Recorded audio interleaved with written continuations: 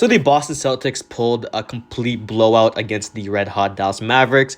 It was a great team effort, and guys like Jason Tatum and Jaylen Brown got it done. And with the Celtics struggling as of late, this was a great team win, especially on the road against the Mavericks. So today, we're going to go over the Celtics, talking about them, talking about the Mavericks, going over the box score, and talking about the standings in the East and where my rankings are going to be for essentially the top few teams in the East. So what's up? My name is JDC. If you like what you see, drop a like down below, subscribe to the channel. I'd appreciate it. And let's just get right into it. So we'll get into the box score right now. Starting with Jason Tatum, 29 points, 14 rebounds, and 10 assists, a triple-double, with a steal and 2 blocks on 8 of 22 from the field and 2 of 8 from 3. Pretty inefficient night from Tatum, but he found ways to affect the game in other areas that wasn't scoring.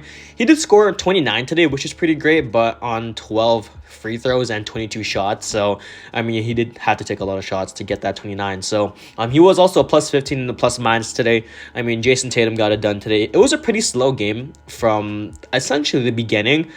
I think with like 6 minutes into the first, it was like 7-9. It was pretty slow, but I mean, they got the dub, at least. They got the dub against Luka Doncic, so you can't really complain about that.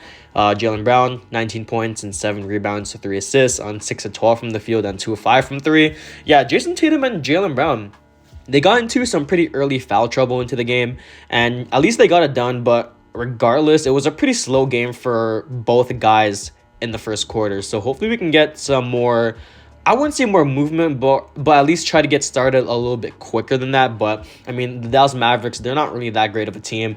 And although they have been pretty great as of late, collectively as a team, they aren't really that great. So, Derek White, 10 points and 1 assist on 4 of 7 from the field and 2 of 5 from 3. Drawing the start today here, and he's been playing pretty well as a starter. Had a pretty great block play on Spencer Dinwiddie. He tried to hammer it down on Derek White's head, and he blocked the shit out of Dinwiddie. So, great game from from Derek White.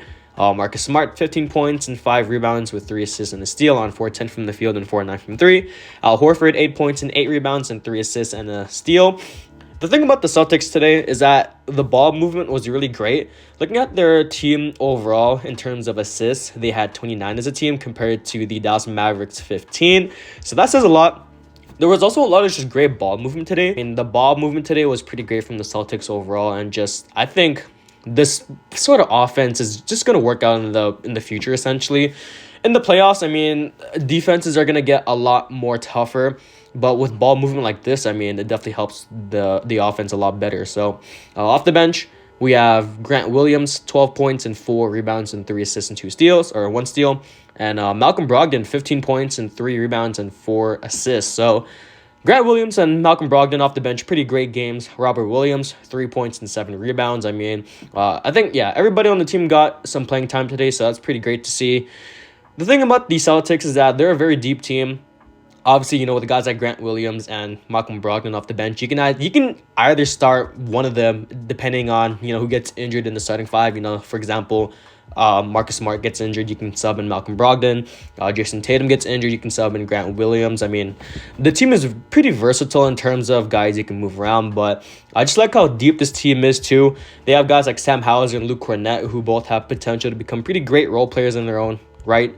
We have also Peyton Pritchard on the team, who also has some potential as a backup point guard. So the Celtics, in terms of overall roster, or their overall roster, is pretty great to see. So for the Mavericks, we'll talk about them pretty quickly here.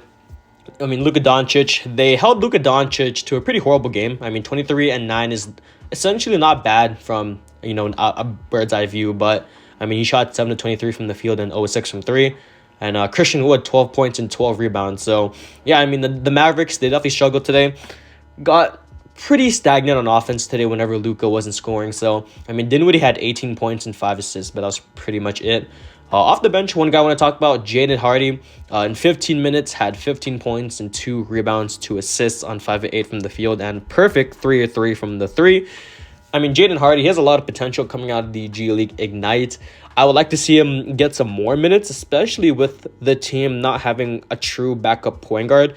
I would like that to be Jaden Hardy, because I think he has a lot of potential to become more of like I would say a score first point guard off the bench, which this team definitely needs because there's just no spark off the bench. For this team especially, I mean, they need a guy that can just score. I mean, with Josh Green out, with Dorian Finney out, they have a lot of guys to give opportunities to, and Jaden Hardy definitely deserves it. So with the Celtics, we'll look at the standings right now in the East. They are number one, I think, yeah, with 27-12 with this win. They are number one in the East. And looking at the previous game logs here, they lost against the OKC Thunder, which was a pretty bad upset. No Shea Gilgeous-Alexander, so they got pretty blown out there. Lost by the Denver Nuggets, and then wins to the LA Clippers, Houston Rockets, Milwaukee, Minnesota, and losses against the Pacers and Orlando twice. So, I mean, the Celtics, they're losing to some pretty bad teams. They are still the best team in the East, in my opinion. You know, with the Bucks, the Nets, the Cavaliers, and the Sixers right behind them. The Celtics, they're looking like a pretty, big team on the East right now in terms of who's going to be winning the East. So, I don't know. The Boston Celtics, I would say they're my pick to go to the Eastern Conference Finals.